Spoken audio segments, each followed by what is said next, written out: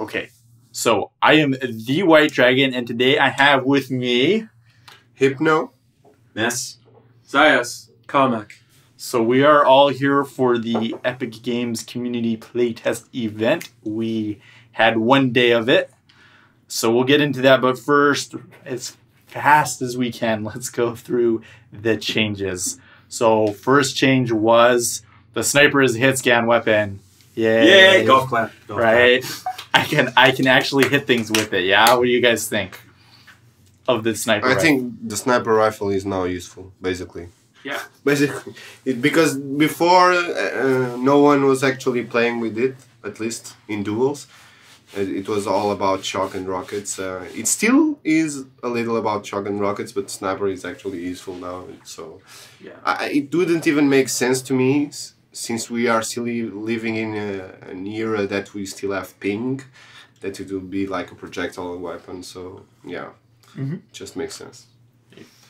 I noticed an improvement. Yeah, just hitting more shots in general. So, you know, the net code and the ping compensation that Steve is still working on might help a little, but like Hypno said, you know, you can still use it if you have someone stable enough. I think I noticed a small improvement in shots and you know, even long range on face. I was hitting more. So. Yeah, it was actually fun to play face now because you can actually hit people across. Now another thing that changed with it though was that you can't get a headshot right now unless you are standing still.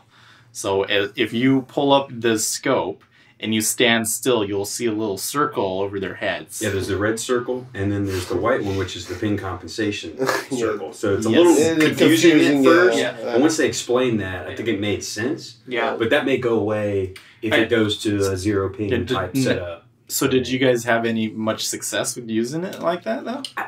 I can't say. I don't think it really helped me that much as far as targeting, but I think I had people like a us were used headshot to on aiming for the mess, head, but I thought I was moving, so I don't really know how it works.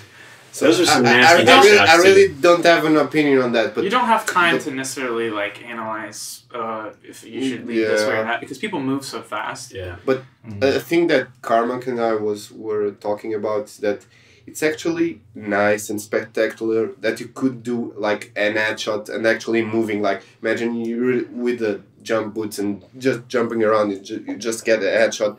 It looks good. It's rewarding. And it's UT.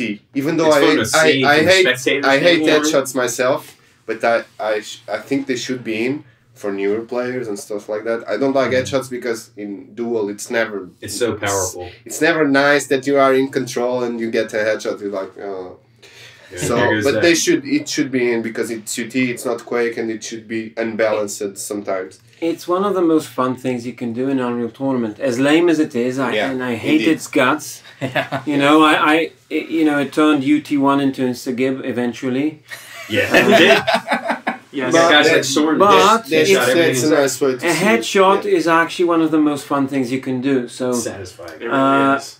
breaking the weapon by giving it a projectile type of behavior is actually taking away that essence of it. I would fix it in another way.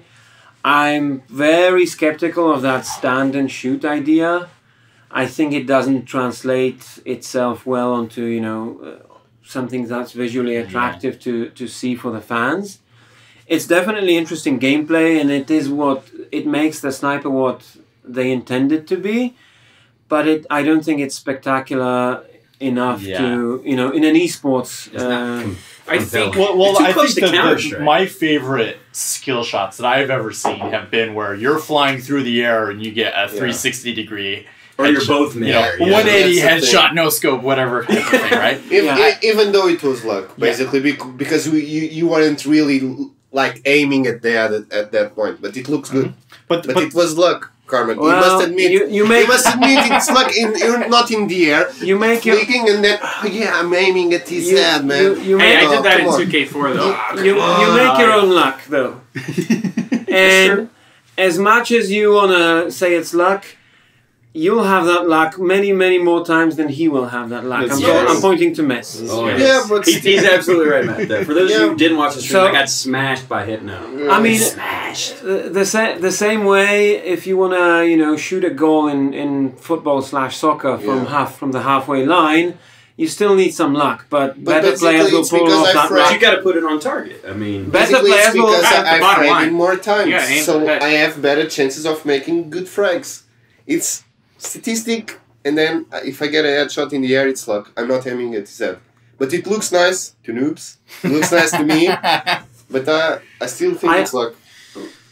I still think if I try it 100 times and you try it 100 times, you'll do 4 times better than I will. Even though it's luck. I don't know. Yeah. There's definitely Well, let's move on to the next one. we could talk about that. 10 minutes on just the Flak. Okay, so the next one is the Flak primaries changed quite significantly. So they've moved where the projectile actually spawns from a little bit further out. A couple of other things like that. So it's a lot more responsive. I find it more useful now, although it's not perfect. Yeah. That's when they, I think, have come out and admit several times that the Flak is still broken. Yes. They're like, particularly the secondary. The secondary is useless. We know. I still think the we primary know. is off. We know. Like, we're in the process of fixing it. Well, with the Flak, it's not just that they're in the process of fixing it. There appears to be some bug, because last week you could still get some distance on it, and it was useful. Like, last week was the first week I thought the secondary was useful. Now you can't even lob it more than 5 feet away from you. Yeah. The primary actually feels better, but it's not totally perfectly balanced, but it feels better. The secondary, okay, don't use it, please. It's worthless. Yeah. This was the first time I played. Mm-hmm. And frankly speaking, I hate any Flak cannon except the UT99 Flak cannon. I think that Flak cannon is standard, perfect. I think. But To me, it is the golden standard. UT2000 for Flak cannon was good. Xios is like, I'm not saying it's not good, but I love the 99 was the best. I know, I can understand where he's coming from, though. I've played with the 99 Flak too. And it feels more responsive. The arc was It's the responsiveness to me that I think is the most important thing. And if you shoot a shot right when you fire, it should hit right away. And it doesn't. And it doesn't still feel like it does. And the thing is, just a hitch to it or something. Yeah, you have to flick and not move where someone's going in order to hit them perfectly. So you have to kind of lead ahead a little bit, which in a weird way, like a counteractive movement. But if they can make it more responsive and then it becomes overpowerful, then just reduce, make the spread tighter or do something else to compensate. Yeah. Now, do you feel like the responsiveness of the weapons overall has improved? Because they were saying that they still kind of feel something weird, and I still feel something kind of weird. There's something about the responsiveness. I was told that from one of the devs, they're still looking into the issue that something is going on there. Yeah. With that, and they know there's something going on, but they can't put their hands on it, and they don't, they can't technically find it. But they're still digging for the root cause. So I think they're aware of it, but they're just trying to dig through the code and find out what's going on. Yeah, what's causing this issue. Yeah. Anybody else on the fly? Yeah, well, I think I feel that the most in the shock rifle combos. I can do them. I can do them in the air with jump boots, everything. But basically what's happening, it's like I cannot make combos like I did in UT99 on UT3 or UT2004 in small spaces. Like, for example, in the deck pit area. Yeah. I can't connect all my combos. The combos I should connect, especially there you fight against rockets, so you should really connect the combos, otherwise you're going to be dead. Especially in UT4 that the rockets are so powerful. So the shock truly needs some fix. Even though the primary, for me, it feels quite good. Even though the combos feel quite good, but at like mid, long range. At close mid, it's something that's not right. I don't know exactly. I agree. what it is. And we discussed that earlier today. Yeah, too, something's going on. I can't explain if it's the shock card going too fast, if it's the switch, like you fire and then you fire the shock card and then the primary. If it's too slow, that kind of. I think the interchange. Because I like the speed of the ball, but you can't shoot your primary quick enough to do combos. Right. Might be that actually that I'm thinking about it. It might be like the change between shooting the shock card and then. Pressing fire in the primary. Yes. Might be. I now, agree. Yeah. Maybe I found out.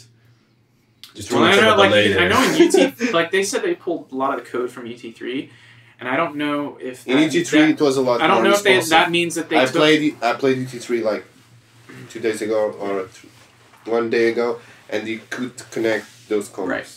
Yeah, so there's definitely still responsiveness issues. Everybody's feeling it, yeah. Yeah, but it's starting to become more and more responsive. Like, I can actually get good config and they changed the big change that they made was that they calculate your movement before they calculate you firing now.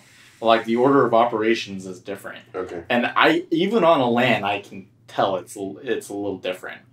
So, but even on a LAN, I can also still feel an issue. So it's not just lag, like a lot of us were thinking before. Right. Yeah. Yeah. So the computer that we're playing on. Yeah. So next, because the machines that were on are that was awesome. my biggest thing. I was like, I'm gonna come here and maybe I won't have any of these issues. But then I realized that it's exactly the same. No. The main problem right now is like I was whining because on FFA I was having FPS drops.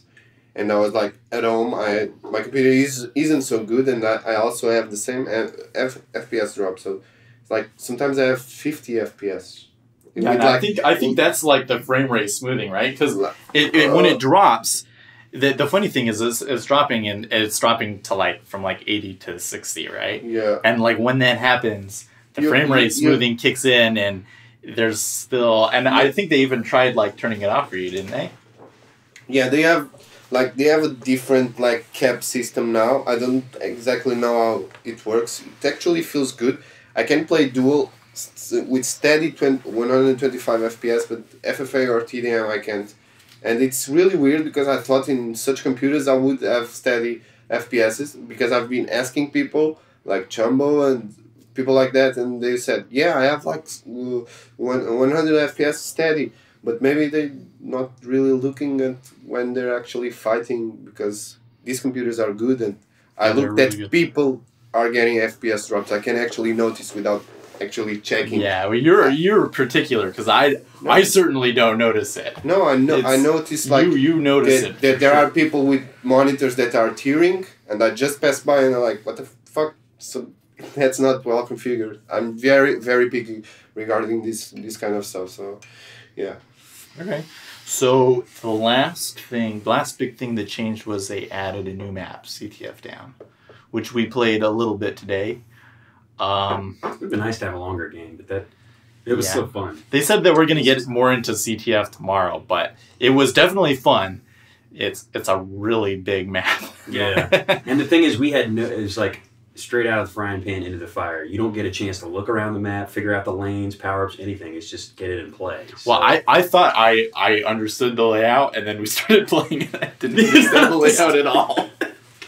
I found the belt in the second half. Oh, really? Yeah. Yeah, there's hey, a look, belt. there's a belt in the flag room, guys. let me hold this and defend the flag. What's their lead mapper right now name? Clawfist. I think that was it was Sydney, right? Sydney. Yeah. Sydney's the one who made this one. Damn, I think. Yes. So I talked to him at dinner last night, and about CTF and stuff, and I was like, that's a big deal with the CTF community, and we definitely need more of those. And he kind of agreed, and he was like, yeah, we're going to start pumping some out. So I think once we get more out there to sample from, we can really kind of put the gameplay to the test, the translocator to the test and all that. So in the very limited play that we had with it and an imperfect map, what are your impressions of CTF so far? It's got promise. It's good. I think it's very solid base. It's not immediately no. I guess off-putting would be the best word. Yeah. There's nothing in it that immediately says, "Oh, this is terrible." Yeah. Nothing like that in my initial short. Not even the And the fact translocator that, charges. that UT4... It's definitely different, but I find it to be, and not coming from UT99 and... You be careful with your words. The mob mafia might come after you. Yeah, because I'm supposed to represent them. I have my own opinions, but it's a good middle ground between the two, at least right now. But they've admitted, and they said right now that it still needs work. It hasn't been really tweaked at all. And you made a good point. There's not enough maps to even test it at this point. You got face and now this map. So as we get more maps, we'll have more chances to test it, to find the flaws, because that's the only way that there's really going to be big changes if you can demonstrate that this is not working right. And for the record, Steve did say, hey, if we need to have an infinite translocator, we'll try it, Yeah, like they did admit there's other ways of balancing. He was very open to that, and I was impressed with him listening to our feedback and taking it seriously, and actually having a logical, rational discussion about it. Yeah, and I think Joe actually went out and made a point that he said that, I don't remember, I think it was maybe a shield gun, he said broke CTF. Yeah. So at least they acknowledged that CTF took a step back in some of the later iterations. I'm not saying it wasn't a good game, but it certainly wasn't as thriving as it was in the original. Yeah. And that's the problem, because it was such a great game mod. Yeah. It is a great game mod. I think one of the things that you notice most immediately when you're talking to them is, I always knew that they were aware of these things, but they're much more aware of it than everybody gives them credit for. All of these things that people are saying on the forum, they're not listening about this, or they seem to be clueless about this. No, they absolutely know. They're just not saying it out loud. Right. And it's not like they can come out and address every single post that comes out on the forum. There's a lot of noise on the forum. Yeah. And you see the same rehashed arguments over and over, so it's got to be draining on these guys to have to... to filter it out. Yeah, exactly. Which I think is why they're doing stuff like this, because it distills our opinions down. The thing now is, like, I think everyone has this feeling that Epic kind of abandoned the competitive community. At least they actually admitted it. I've been talking to Jim Brown and Steve, and they said, we kind of did some mistakes in the past, blah, blah, blah. And it's such a huge contrast what's happening now. Actually, we are all gathering here because they actually invited us, which is, for me, quite unreal. I wouldn't ever think it would be possible. I told Flak that I thought I was getting trolled. I was like, surely this is someone on ProU on a fake account just trolling the shit out of me. Because I'm so excited. Oh my god. I actually asked the same. I went to I went to her Facebook and asked, hey Flak, is this a troll? And I did you send this email to me? Did you actually send this email? Yeah, no, not a troll. And I was like, yeah, nice. Because I was so happy, I was afraid that I would be like... It was like literally too good to be true, to use a cliche. Yeah, kind of. So basically, right now, I don't think their approach could be better. Like, so if this UT is not going to work, nothing will actually save UT. Amen. To be honest. There's one thing to be said to the forums. They, as developers, they will have to add stuff to the game that people will go, are they fucking high?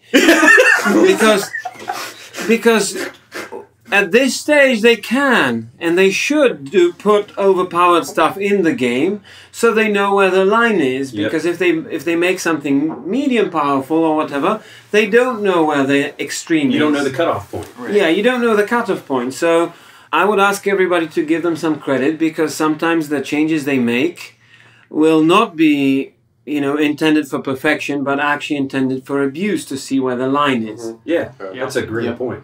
And they definitely do things because they don't want us to actively know about it. Because when you know that the mechanic is in there and it's a subtle change, it might change your opinion of it before you even try it out. Yeah, there's already a bias initially when they tell you about it, because we all have our opinions. So I think the best example of that was the link gun. So they actually made some fairly significant changes to the link, and I was looking on the I think that was a good example of what he just said. Where's the line on the link gun? Yeah. I think that they changed this like 2 weeks ago, where they changed the size of the projectile, and in past UTs the the primary fire would like accelerate the further that it goes, and now it's just a linear. Yeah, it's a static. And it's so much easier to hit people with it, and it is by far the most powerful Link pulse gun of any of the series right now. So Are you high? it's no, you don't think so? The primary is. Primary is, yes. The primary, yes. The primary is. Yes, The secondary. The secondary is nothing compared to the UT99 primary. UT99, vanilla UT99. I played with Carmac today, and you could play duel match with that and still win. So it means it's broken. Basically, it's broken, and it needed to be fixed. But what I liked is they're like still open to like tweaking it and making it better in other ways, you know. And there's so many different routes they can go to do that. So besides just damage, which is besides most people damage, are just like how either how increase or decrease the damage. Yeah. It seems like such a simple weapon, and we haven't been creative with it, and it was a pretty simple thing that they changed. They just changed the way that it accelerated, made all the difference, and now I was going on like 7, 10 plus killing sprees with just the Link gun in situations that I thought the Link gun would be useless. I never thought I'd see a day where I was running away from Link primary. Yeah. And that happened today. Yeah. I come around the corner and someone's spamming that blinding... Yeah, I mean, Link I'm getting out of here. No, thank you. Link primary in UT99 was like... A joke. It's like, really? Are you trolling right now? I mean, you can actually use it, but not so it was more of a... Yeah, you make more frags with bio rifle than with the primary of pulse gun. Speaking of bio, side note, I blocked a combo with bio primary today. Did anyone know you could do that?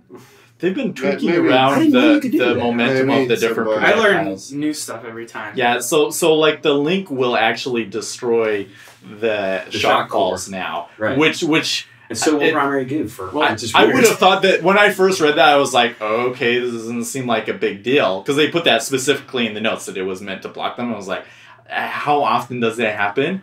A lot, apparently. Yeah. Well, because if you're on a corridor, it used to be if you were going down a corridor, you always wanted to have that shock so that you could hit them at the end of the corridor when they're hiding around that corner, right? Yeah. Now you just shoot Link down it, and the corridor is out of play. Mm-hmm.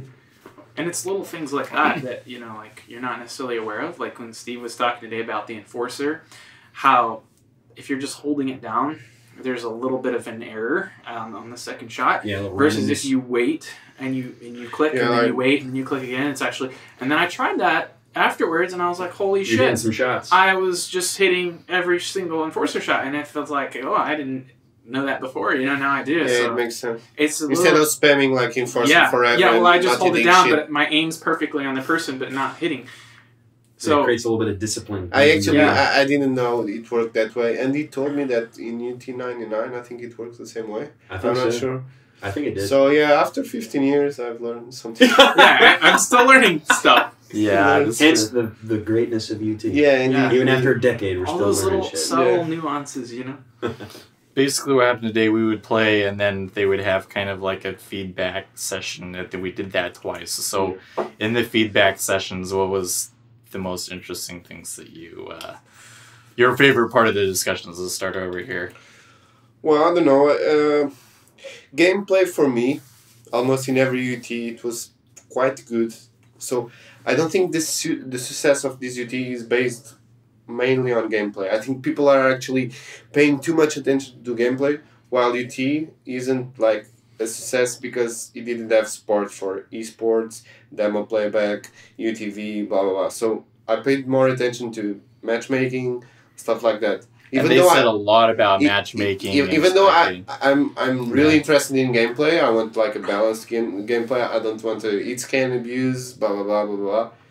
I do think that the success of UT is based a lot of in its features, like the intros we talked about like the training mod, so noobs can actually understand what a combo is, what a hammer jump is. Yeah, we talked about a lot about the gameplay, but also about the like features that should be in UT, the next UT, especially community support. Yeah, community support competitive support, esports orientated. We are in the golden age of esports, I would say, mainly because of the social networks. Twitch is becoming so popular. That instant accessibility. Yeah, everything is viral. So yeah, back then in 2004, what could you do to see a shotcast? You made a good point about someone having to go out of their way just to watch a demo. Yeah, having to download all the files, thing, man. And even some of the extensions they made to try to find those files didn't work. Christ. You know? And there were still like you said, if people, there's that barrier, people are not going to do it in this day and age where everything has to be instantaneous. Hypno, I disagree with you. Gameplay is super important because it is super important. I think what he's saying is UT has a winning formula, assuming they don't completely botch it. Yeah, of course. It needs to be fun to watch. And when I watch UT99 play today online, my eyes bleed. It's just horrible to watch. It's terrible. Even on duels, which are pretty easy to follow usually, then you try to jump into CTF, people are like, what the hell is going on? No, but on duels it's boring. It's very boring. They just run around agony and spam shot combos. That's all they do. But I think that they've already improved that in UT4, yeah? I mean, rockets are a little OP and maybe overused to a certain extent. But I think that they're getting better with the diversity of weapons. Well, and they show great concern for balance, which is important. Yeah. I just think Epic always did a good job in terms of gameplay. But some of the other features will be lacking, particularly in UT3, where it's just a disaster. UT3. Yeah, well, I'm not going to talk about that again. It had a really good gameplay, and everything else was horrible. Even the atmosphere was dark and Gears of War style. Yeah, let's not talk about it. But basically, I really think UT lacked a lot of these features that we talked about. It's like easy demo playback. Matchmaking is essential, especially because it's an arena shooter. A new player that is going to join a server against me, Carmac, anyone will get bashed and will never come again. Well, this isn't any fun. So it needs to have matchmaking. I don't think it would be even normal to release the game without it, because nowadays it's a must-have. So a standard feature. But it actually surprised me that some people on the forums are against it. I don't really understand how that can be possible. I think some people have a misconception about it, thinking that your only option is going to be to matchmake yourself. Yeah. Which they explain, no. You don't have to. You still have public servers you can just join. Yeah, you can have your own lobbies for your own servers. So there's going to be a diversity there of depending on what kind of player you are and if you're new or you're experienced, where you want to play and go. So you're not locked into this tunnel of just having to jump into a matchmaking server like, maybe some games like on Xbox, like Halo and stuff, kind of forces you to do, So being that it's on PC and stuff and they can really expand all that, I think that's like people overblowing. Yeah, probably people think that it's only play and you can't really play against anyone else. No versatility. And in my opinion, it doesn't make sense if it's that way. It's UT. You need to choose who you are playing against. Dedicated servers. I just want it to be easy. You install UT and it's play. Yeah. You want to people don't really want to stream play. People don't want to install patches from unknown servers in China or files that are required or direct 3D drivers from. Sure. Yeah. People don't want that. It's too complicated. It's proven. We tried to play UT99 today, and it wasn't that easy. It was difficult. And then Steam and stuff. And mine still didn't work right. Yeah, right. There you go. So it should be install Unreal Tournament. Do you want to play? Are you a beginner? So let's take you into the Unreal world. Here's the shock combo, hammer jump. Let's have some fun. Everything, yeah. And now you've completed this. Hey, you want to watch this guy? Here's a pro. Here's what you can get to. Yeah, if you stick with it. So one of the things that I really like was when Carmac, you were talking about that having advertising in the game about tournaments or even having the ability to follow specific players. Yes. And the idea that you brought up that I thought was the most interesting was replays in the cloud. So up until now, I've kind of been what's really the point of demo record if everybody's just going to stream it on Twitch anyways? But if you can put it on the cloud and anybody can just follow you and look at every game you've ever played, that might be worth it. Now that might be hard to do, but I think there's something there, just in a way of bringing the competitive game to average players in a way that you simply couldn't do before. Well, I think there's something to be said for doing that really well. And then the number jumps that they've seen after these big tournaments. I mean, it's tangible evidence that this works. You get all these new players who watch these pros compete at the highest level, and they say, man, I didn't know you could get that good. And then they get inspired to see how good they can get. You know? What were you going to say? Oh, I think it was just good that you brought up about coaching too, you know? Like, that's could be a really good thing for new players, because that's where we really need to look at, is not just us old players, but new players. We are like 30, man. Yeah. And we don't really matter anymore. We're dinosaurs, you know? Yeah, and in gaming years, we're beyond the pale, man. Yeah, it's going to be 18-year-old kids that are going to be playing so this how are game, we going to pay it forward for these yeah. guys, you know, to go on the next level from what we started at, you know, and where we saw people drop out? I think Steve and Joe spoke to that too, about us, or just competitive players needing to be more ambassadors for the community rather than elitists, which I know a lot of people are guilty of. I'm sure people listening to this are guilty of it too, or at least were in the past. I'm guilty. Just one of those things like, hey, I paid my dues, you're just a filthy scrub. GTFO, you know what I mean? But it's perspective, you know? There's a time for pub stomping, and there's a time for like, hey, this guy has potential. Yeah. Let me give him a chance and and these encourage kids, them. These kids, I mean, once they learn how to play, we're not going to be able to compete. We're all too old. Our reflexes are gone. So there's going to be new blood for sure. So just moving on, favorite part of the discussion. I actually was interested in the halftime discussions because it's been such a contentious issue. Oh yeah. And people just immediately wrote, "Oh, this is shit idea. What are you thinking? You know, or like, are you fucking high?" I think the reason is because we haven't seen what they're trying to do with it. And when they explained some of their ideas, it made a little more sense. But then you kind of came out with, well, the 10-minute thing seems too soon. It's kind of abrupt. But they responded to that where, okay, maybe you're right. Maybe it needs to be a little longer. And in that discussion they came out with, here is like some specific criteria that we could use that when we actually get it working to say that it's working or it's not working. Right. Like the main reason for halftime is for spectating. So you can look at the spectators and you can see how many people are on the stream and pull them to see, are they more engaged when there's a break and play every 10 minutes or not? Mm-hmm. And you know, if there's a real reason for it, if the spectators like it, then I think everybody would be on board. As this question, they won't be. I run video game tournaments for a living, and if you have a best of 5 series in StarCraft, between maps, which is kind of like a break in the entire series, between maps, people just drop out. As soon as there's a meaningful end to a part of the story, it doesn't matter if it's the first map, second, third in the best of 5, people drop out in between maps, always. So you're actually not going to engage people, you're actually going to lose people. But having said that, at this stage it doesn't hurt at all if they implement these things, because they can always delete it.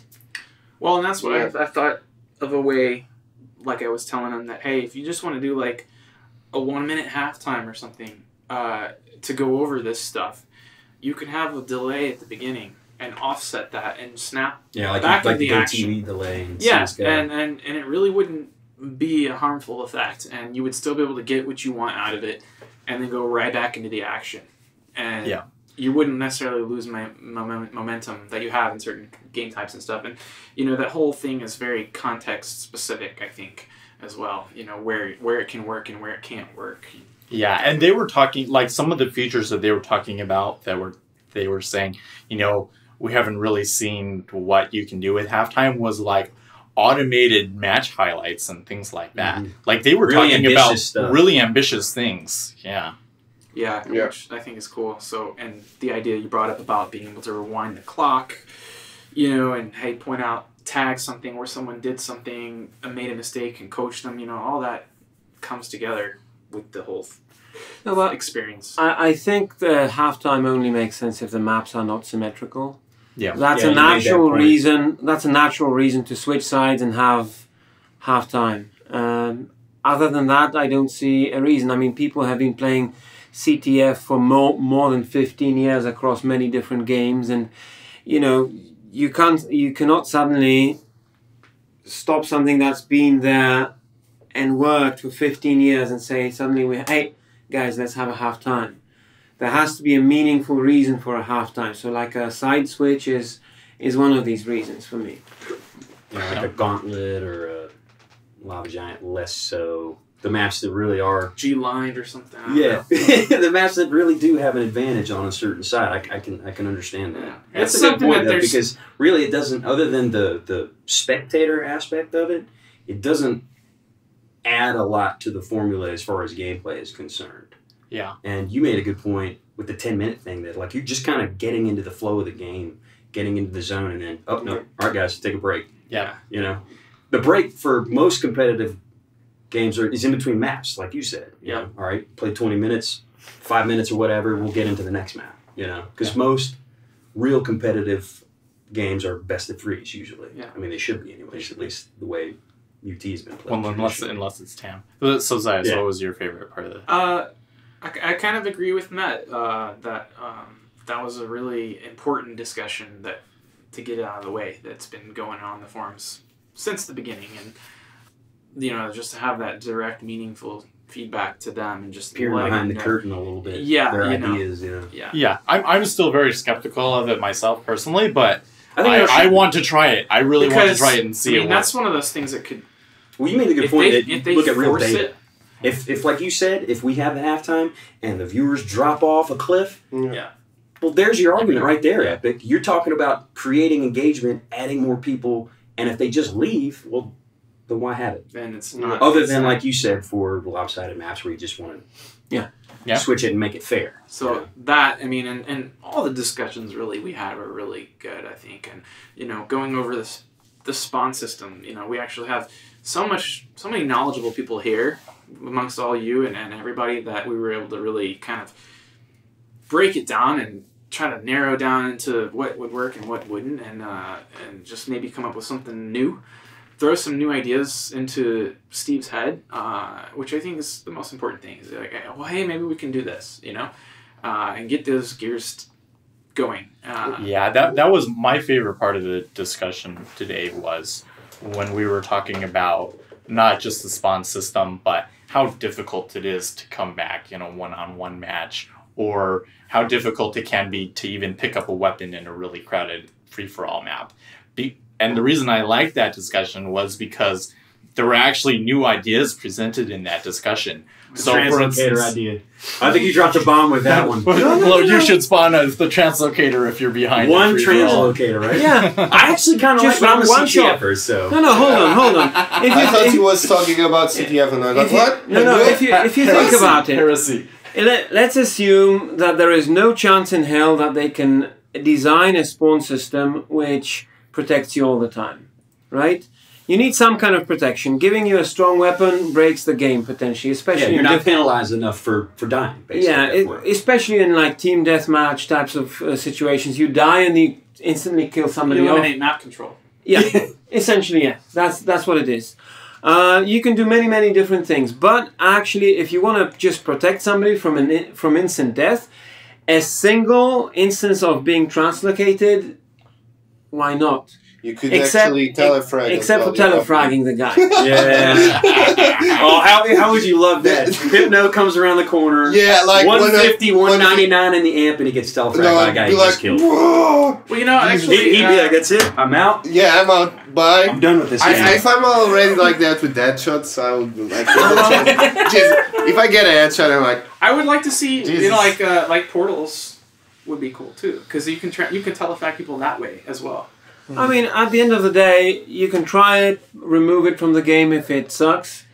No harm done. Fair enough, right? That's the mentality. So some of the other cool ideas, though. So there were some other ideas. One that I thought was interesting was giving each player 1 or 2 wild cards per matches. So similar to Adrenaline, you could spawn with a shield belt. A shield belt. Yeah. Once or twice per match. Shield belt. That's and both players could do it. So now this adds a level of strategy of you have to use it at the right time, but it's not a snowball mechanic because you only get one.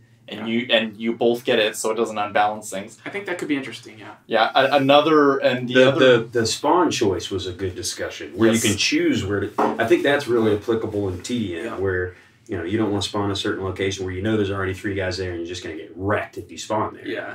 Yeah. Or even in the duel, like I was playing him for example. If I die and I know he's at the belt, I want to spawn armor side. Yeah. If I can choose that. Yeah. Even if I don't know where he's at.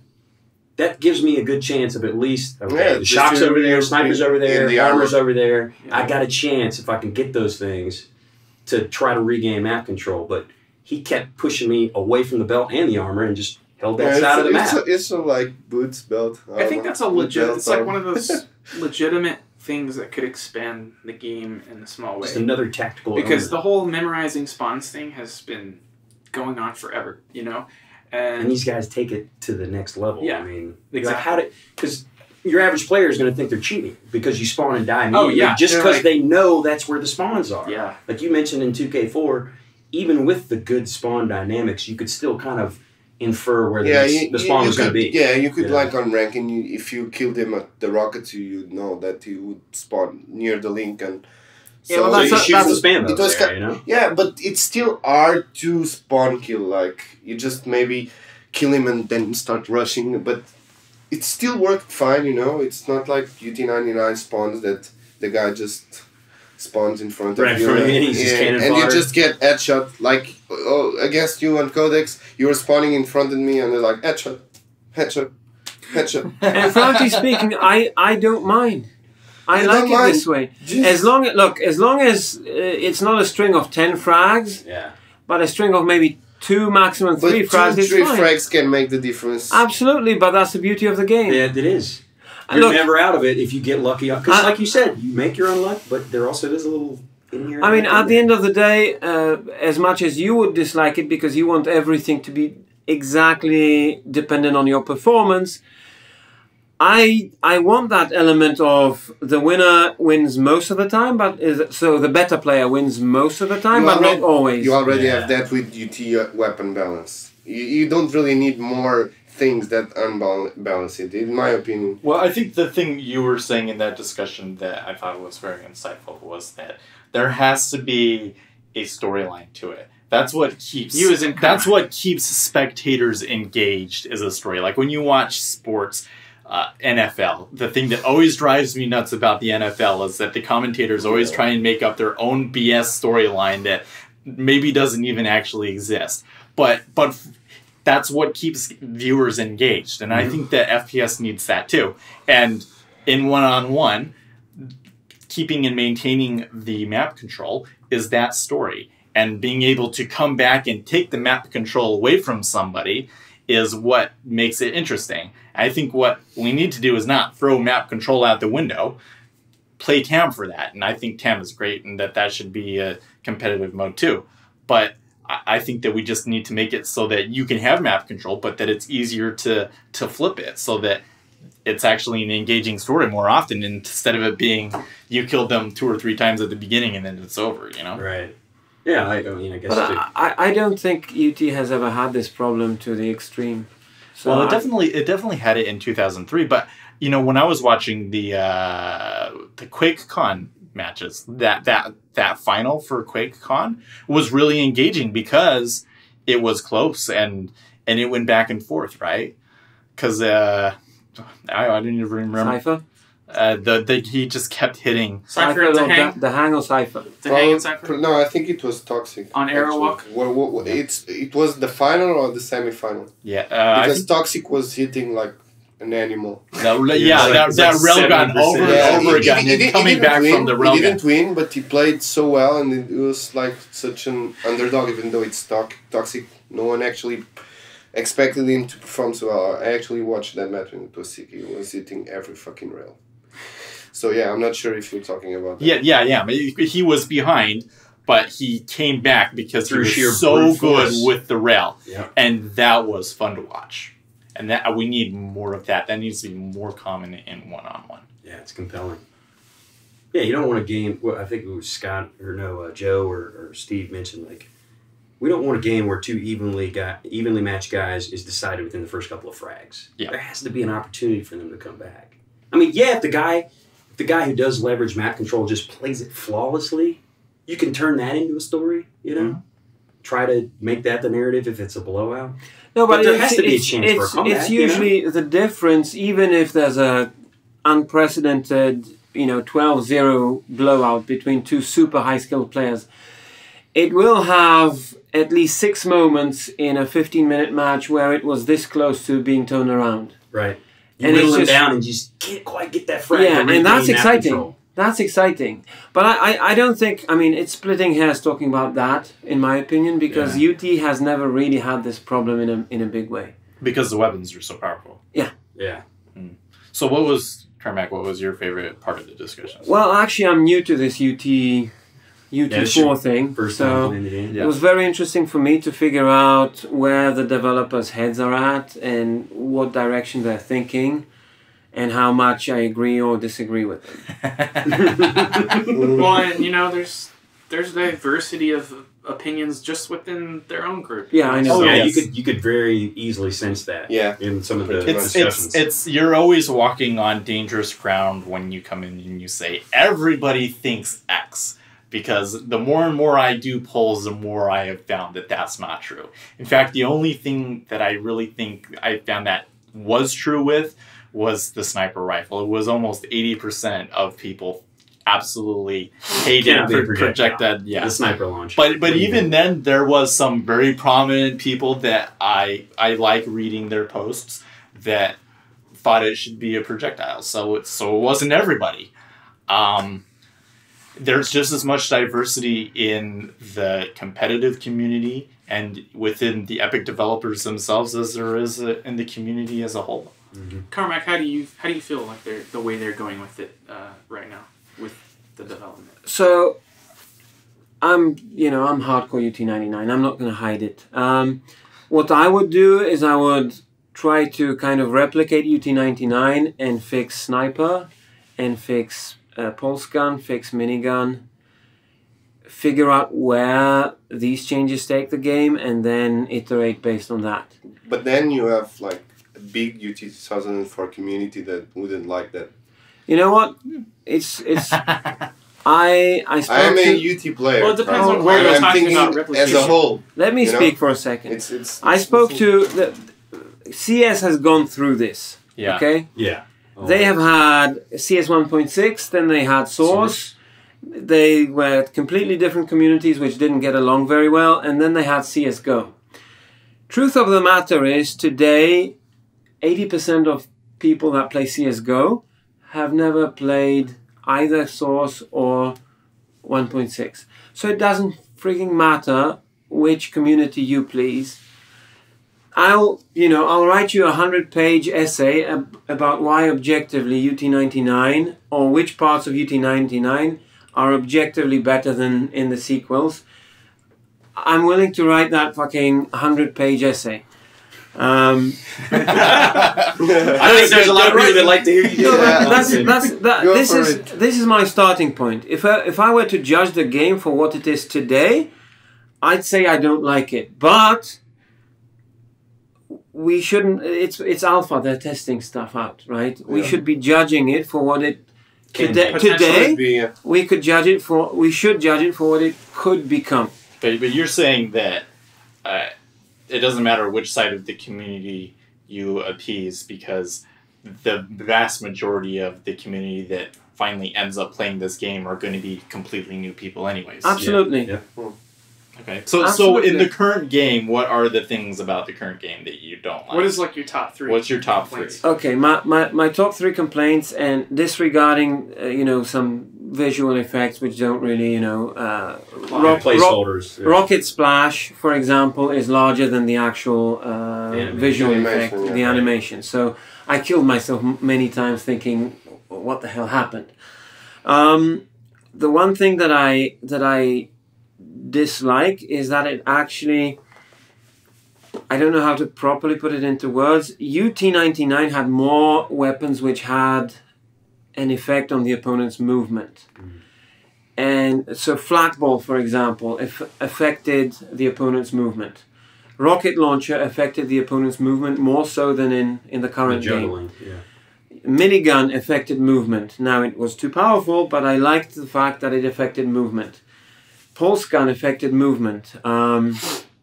So these things actually allow you... shock with the boosting, you know, another movement effect. But you also have that in all UTs, the knockback. Yep. With the shock, yeah. You're right. That was the one. But the UT99 has the strongest movement, let's say, side effect with the shots of all the games, at least to my knowledge. Combined with all the guns, yeah. Yeah. So... And that actually creates a lot of potential for a thinking player to use that tactically, as opposed to just, aiming and picking up armors and aiming, making it a contest of aim.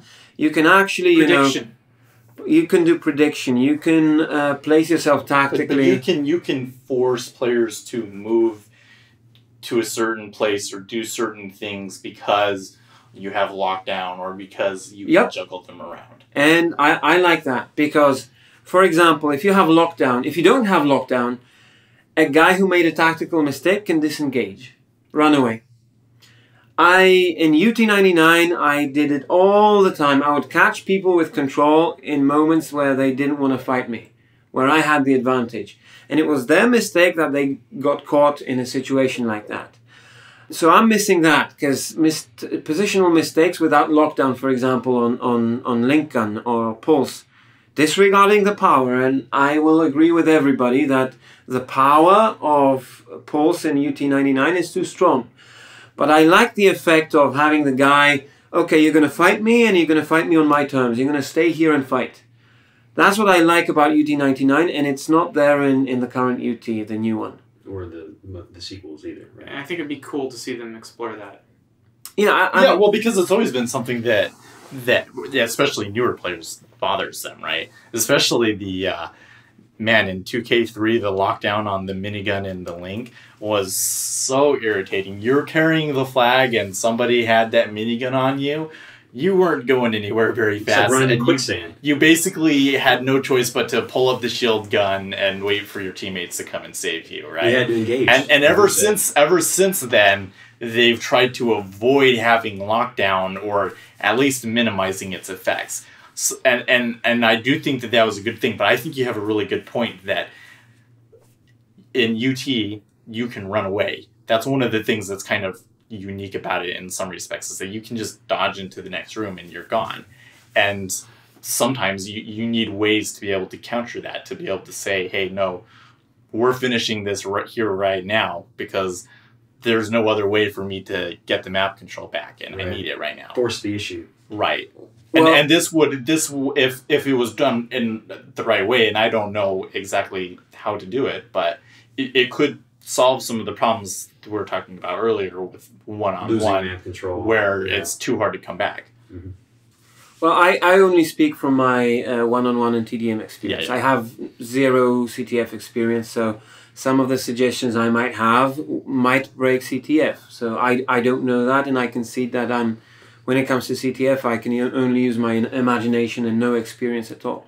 I would say not necessarily, like it depends on the weapons. Like some weapons could be effective all around just by doing that, and it depends on the match too. Oh, and I would totally ditch the goo gun because it's useless and it's a gimmick. I mean, the way they made it, they're planning on they want to completely change it. They want to do something. They want to find something different. Like if they can find something new and different for it, I think that they'd be open for that. Well, like the link gun blocking the combos. You need to find something endearing or redeeming about the goo gun, other than just, hey, it's funny I killed a guy with a big cloud of goo. That it's a novelty gun. It always has been. When you see somebody get killed by that gun, it's like, all right, that they're dude laughing made a mistake. and you're laughing. Yeah, it's hilarious. Yeah, but that's it. That's the end of it. There needs to be something tactical about it.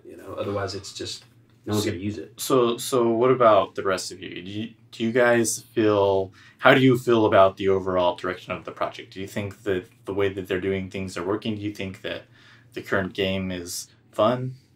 Xios? I'm kind of 50-50. You know, I feel like it is fun at a core level, but it still has a long ways to go. So, you know, I'm not like looking at it when I'm playing as, you know, am I really having fun? I'm just trying to engage myself and find where it can be improved, you know, at this stage. Later down the line, I'll look and see if it's fun and make more of an assessment then. But, you know, I do feel like Carmac's feedback is important, and, you know, having some of these other things that they should still be experimenting with is important. But, you know, I had fun today, so, Yeah. you know. But it could just be the situation, not the game. You know, it's real easy to have. You know, there's a lot of things here, you know. that impede my ability to have as much fun. Like, you know, like visual effects in your face all the time and stuff, right? You know that's annoying. So there's annoyances in the game constantly. Yeah. But when you peel those layers back, you know, I see a lot of potential already. So. So. In general, right track, wrong track? We're on the right track. Okay, Mess. Right track. Yeah, definitely. I mean, Hypno summed it up really well. This is kind of unprecedented territory for Epic, at least in the previous sequels. I mean, we haven't seen them with this kind of engagement with not just the competitive community, just kind of the community at large. I mean, they're bringing in a lot of diverse people and opinions, and this is just the first. I mean, they've already mentioned several times that they're going to do this more times in the future. You know, maybe bring out some of the same people, bring out some new people. They've mentioned Chumba, they mentioned Raxi. You know, obviously it'd be great to get those guys out here, get their feedback, basically do the same thing we're doing. And it's a little early right now for us to really give them really worthwhile feedback. I mean, we can give them ideas at this point, but there's not a lot to react to because we start talking about, oh, we don't like the Flak. Well, we're not really done with it. So and lag, right? Yeah. So you don't feel like you're necessarily playing at your highest potential. Right? Yeah, that definitely. So that's a very limiting factor as well. Like with the sniper rifle, this whole stop and go headshot thing, it's hard to do and be effective at it because when you stop, you're really making yourself vulnerable. It's counterintuitive to everything you've ever been taught as a arena shooter. I've definitely done well with it today. And there's this real tension about it where you got to get that headshot off as quickly as you can so that you can start moving again. But it's going to take me a really long time to get good at that. Yeah. That's going to be months from now. Maybe I think I'll have mastered that and I'll be able to say what it's going to do. I don't think I'll manage. I can't stand It's so alien. I keep going back to Counter-Strike, but I've played that a lot recently, and it's the same thing. You have to stop and be accurate. It's so alien to us. If I look back to some demos, especially in 2K4, there were a lot of players that would stand still and like in specific locations with like the scope and actually waiting for that shot. Yeah. I never did this, but there were a lot of players that would. Like on ranking. Maybe it's useful for them, but I don't think I'm willing to do that. I just can't stand still. So moving on, right track, wrong track. What's your right track project? For sure, and I'm so excited about this project. Actually, I've been since. It was actually like the news were released. I got fully involved. I've been playing the pre-alpha since a really early stage, and I'm really excited about this game. Yeah, so you've seen probably more than almost any of us, save for maybe you. Yeah, well, the progression. He's definitely a lot better than me, though. I'm not a scrub, but almost all of you guys are on a completely different level from me. But we've definitely been playing a lot. Yeah. And those Euro guys, so that's the other thing is your Euros are so much better than we are over here. Yeah, well. So you did having you and Chumbo playing. It's pretty surprising to hear American admit that, isn't it? Yeah. Carmac's like, I'm not hearing this? It's so obvious in the UT community. It's so obvious in the UT community that the Euros are better.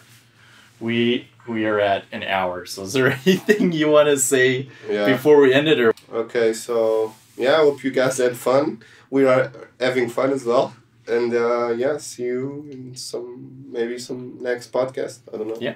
I would say, if anything, be patient with the process. Yeah, be patient, and please keep in mind that everything is placeholder. Everything is being like tested, and it's not like, oh my god, half time the CTF is going to be broken. It's dead already. UT4 is dead. Please don't be like that. Be open-minded, and the Epic guys are really doing a great job. And their attitude is the biggest thing. And we have to match that attitude. Yeah. You know, you can set everything else aside, but if you look at their attitude and just being open to change and changing back, it's awesome. That's really what matters the most. So just seeing that in person and meeting all you guys, I think it's been just the most enjoyable experience I could ask for. So I think my biggest takeaway from this, not that we didn't know this before, but these guys are completely dedicated towards this game being successful. They're serious about it. They're coming in on their weekend to show us around, play the game with us. I mean, Steve's working every night of the week on this game. Yeah.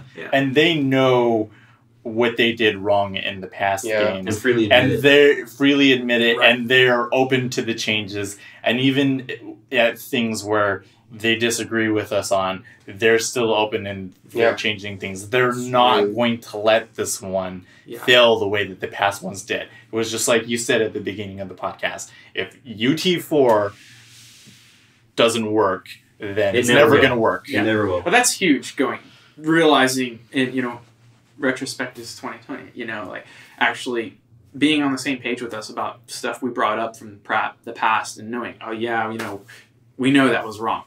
They have come a long ways, I think, and they're just at the pinnacle of being able to make the best game just with their attitude and really seeing things in perspective going forward.